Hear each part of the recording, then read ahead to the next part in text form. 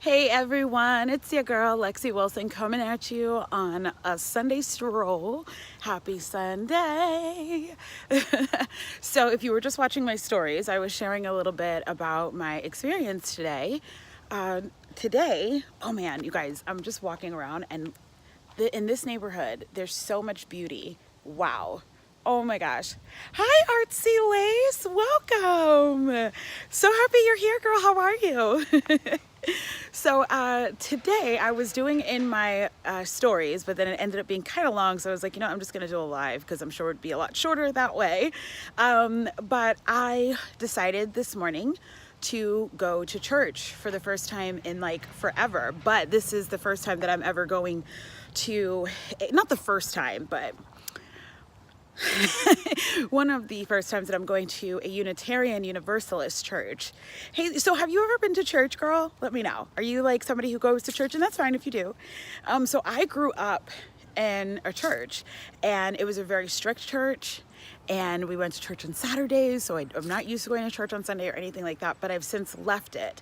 And, just for a lot of different reasons, and I shared over in my stories, one of those reasons being that I didn't really like the response or how we treated the LGBTQ community. So that's one of the reasons I left, all of that. However, this weekend has been really hard for me because even though I think it's been like 6 years since I've actually left church, I miss community. Like I miss having people that know me and I know them. I miss seeing the same people every week. I miss being a part of larger conversations, like being able to participate in like social justice issues or volunteer or speak even, because I know a lot of you guys know me as a speaker and I don't really get to speak as often because I'm not part of a large community. Okay, so Artsy Lace says, I grew up going to church, but I haven't been in a long time. Same, girl. And she says, my same main issue. Look at that. Oh my God, girl, tell me what your name is. Oh, I'm so excited that we share that. Yes. See, yeah, so that was one of the reasons that I left. Well, like I said, this weekend, can I also say, you guys, all right, so I'm walking around in this neighborhood and you guys can't see probably because I don't know if I can zoom in, but across the street, there is this like skeleton. Where is it? You can't see it. You can barely see it. Anyway, it's a skeleton of like a guy, a skeleton walking a skeleton dog. Hilarious. There's so many Halloween stuff happening right now. And like I said, I said in my stories, I'm not a really big like Halloween person, but I have to respect the game. Like these people are killing it in this neighborhood. Okay. I figured your name was Lacey. I was like, I figure her name was probably Lacey. Well, welcome, Lacey. I'm so happy you're here. So we share the same issue. And so that was one of the reasons why I left the church. But like I said, now I'm missing community. So full disclosure, you guys, last night was a really hard night for me.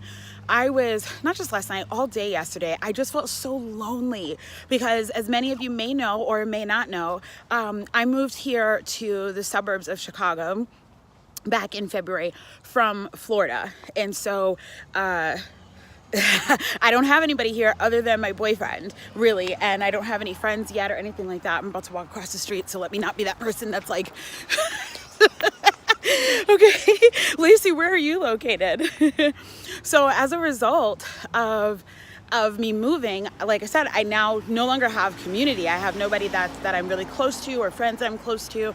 And so yesterday I was really emotional and just sad because I felt like I don't have any friends. And so Jason, my boyfriend, had mentioned, have you thought about going back to church? And I was like, church? No! But I knew that there were other religions out there like the Unitarian Universalist church where they share a different value system than typical churches. So I decided that I was going to Google and see what churches were around me. And I found this awesome church out here in the suburbs of Chicago. Great, right? Oh my gosh, you guys, I am loving. Okay, I'm going to turn this around so you can get this. I don't know if I can zoom. Oh, I can zoom. You guys, look at that. They have a large freaking spider on their house. Whoa. Oh my gosh.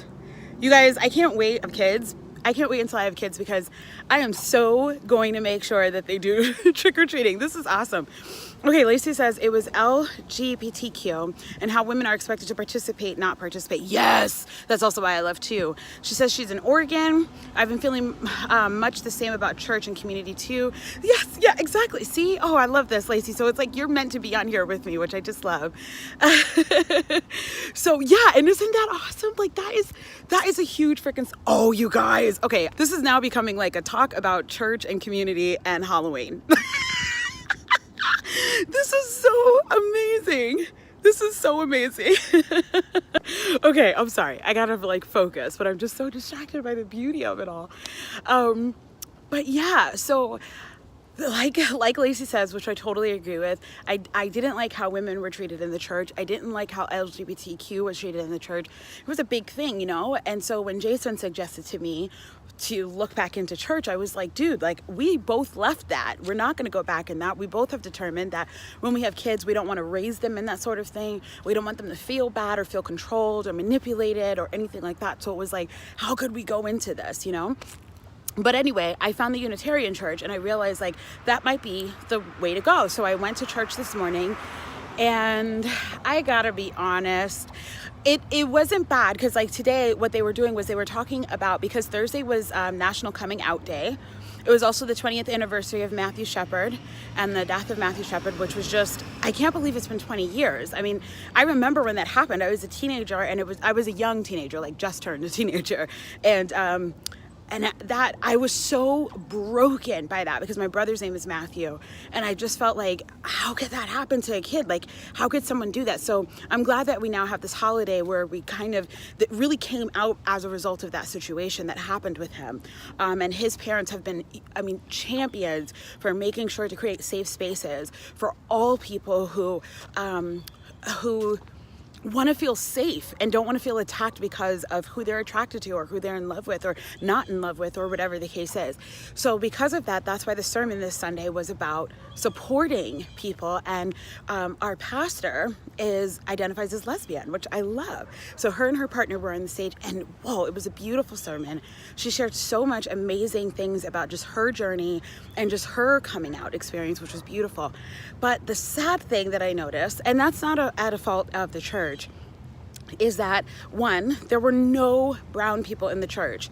None. No Hispanics, no black people, no mixed people, no anything. So I felt really uncomfortable because I was the only brown person in the church. And that's not their fault, obviously. It's not their fault, but it was a little awkward for me. And then two, I was the youngest person there. Like the person close to me in age might be in their 40s or 50s, which isn't too far away from me. I know I'm in my 30s, so like, I just gotta accept it. But it was a little hard because it was like, wow, there's nobody here that I could identify with necessarily. I didn't even really see a lot of children, which I love kids. So it was kind of like, okay, but I know that there were kids there because I did see like a bunch of kids running around after church. So I know that they're there. But here's my thing, and here's, I guess, where my reality kind of, it was just hard to be there because of the fact that I didn't feel like I really belonged. But here's what I'm proud of, okay? Because the reality is, right, as I just shared with you guys, that yesterday I was having a really hard day because I felt really lonely. And I could have stayed at home today and then had another day where I just cried all day. If you've ever been in that position, you know what that feels like. You know how it feels to sit in your house, sit in your room and cry and be upset about the fact that your life doesn't look the way that you want it. You don't have the friends you want. You don't have the love of your life yet. You don't have the job that you want or the career that you want. You know that feeling. And I could have stayed in the house today and decided like that's what I'm going to dwell on, is how much my life doesn't look the way that I want it to look yet. But the win is not that I'm not going to focus on whether or not this church had what I needed, because that's not the focus. The focus is, and the win is that I got up this morning and I did something totally different. I went to church, y'all, and I don't go to church, not anymore, but I was willing to try something to solve my problem so that way I wouldn't stay in my house all day complaining about the fact that I still feel lonely and that I want connection and I want friendship. I made a different choice. And I want to encourage you guys, you too, Lacey, because I don't know what you're going through as well. Hopefully not loneliness, but a lot of us go through that, I want to encourage you guys to find that thing within you, that spirit, that desire, that whatever it is, to push yourself to do, even if it's just one thing. Even if it's just one thing. I don't know if I'm going to do anything else today. I may go back to my house. I may cry. I don't even know. I'm fine right now, but you never know. I'm a woman.